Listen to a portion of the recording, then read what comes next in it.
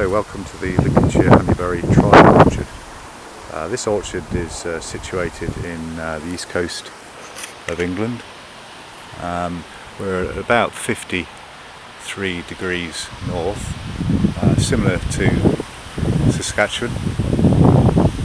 Today is the 28th of May 2025, and as you can see, we're already getting ripe fruit. This row I'm going down now is Boreal Blizzard, which is a University of Saskatchewan variety. The next one in, I believe, comes from the US of A. It's Blue Treasure.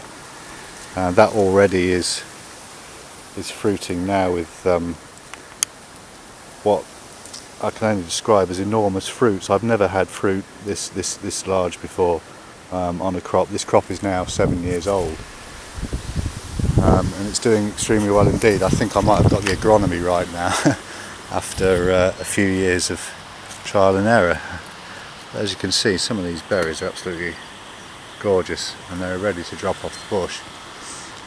The middle row there is Strawberry Sensation. That's a little bit further behind, so that's going to be probably another week before we're getting off those.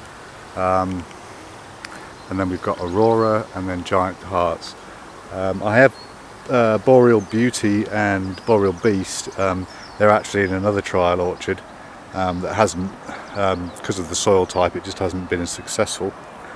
And then over here I've got these three rows of which I can only describe as my licorice all sort collection. So that's all 7 varieties that I acquired from the Scottish honeyberry growers, that I've just jumbled up just to help with the pollination, really, and just to have a bit of experimentation. Some of these are actually cuttings I took myself, and they're only 2 or 3 years old.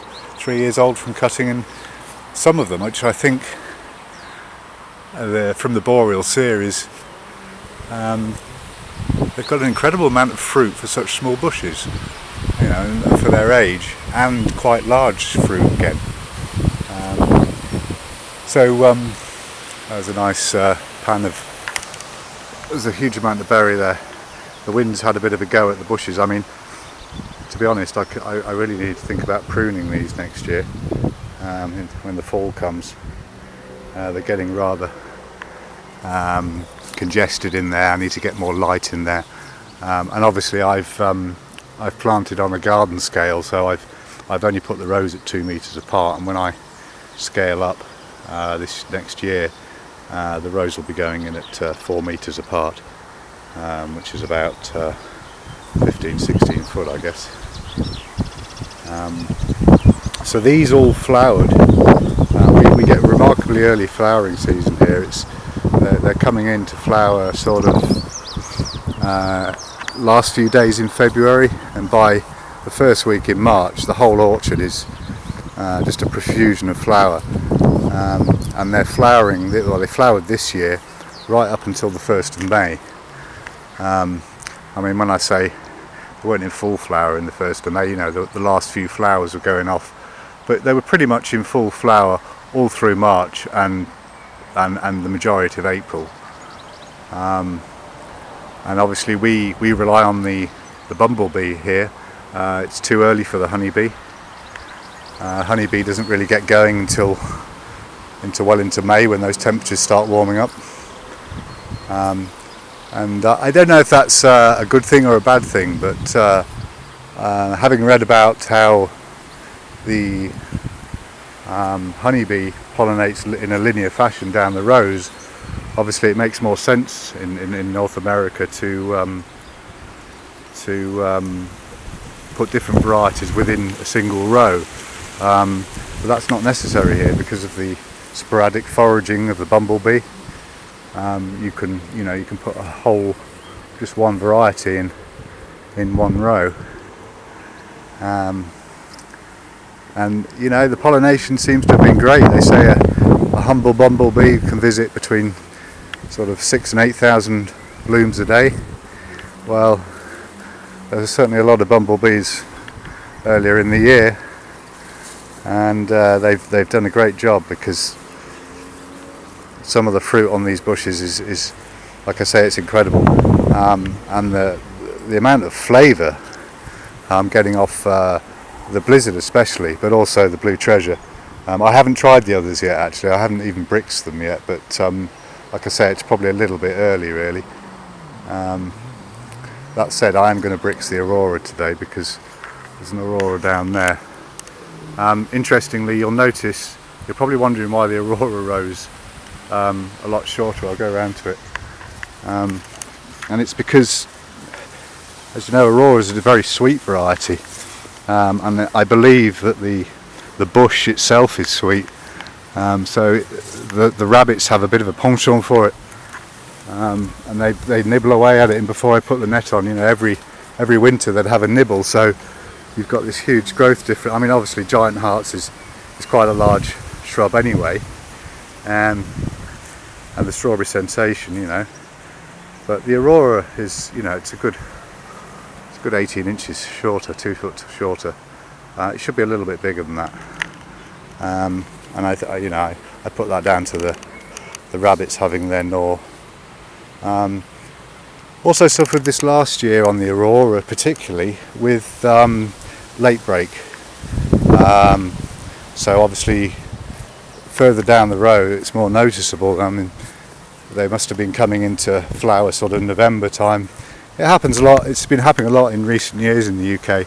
We've been getting a lot of strange flowering times off different shrubs, second flowerings and stuff, because of our milder now autumns. And so obviously it messes with the natural cycle of the plant, and so we're getting these, I'm trying to find them now. They've actually put on quite a bit more growth since I last inspected them.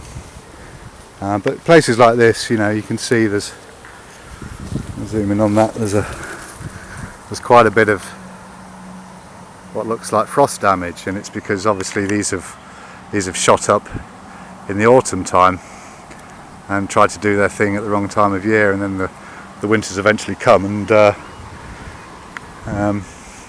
snap them, sort of thing.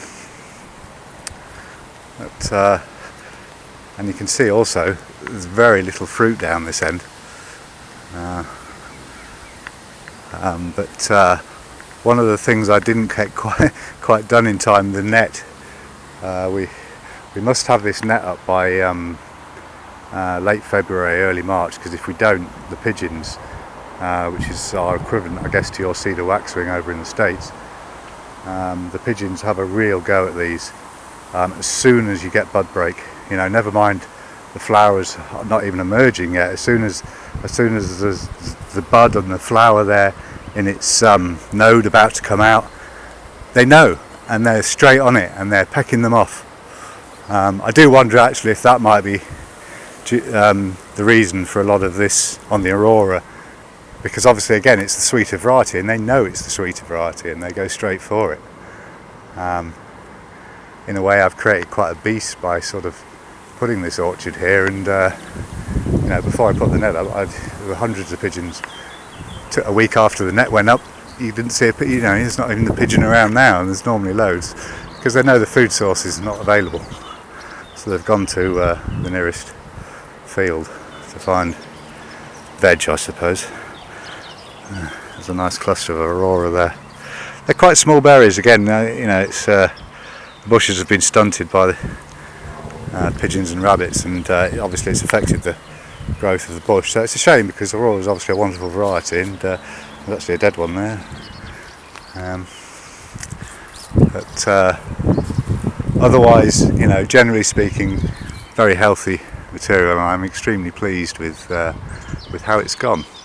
But this is just a short video just to show you how we're doing here, how we get on the east coast of England with these mostly bred North American and Canadian varieties of Haskap Honeyberry, which I think are absolutely amazing, and I look forward to it becoming more of a popular fruit in this part of the world.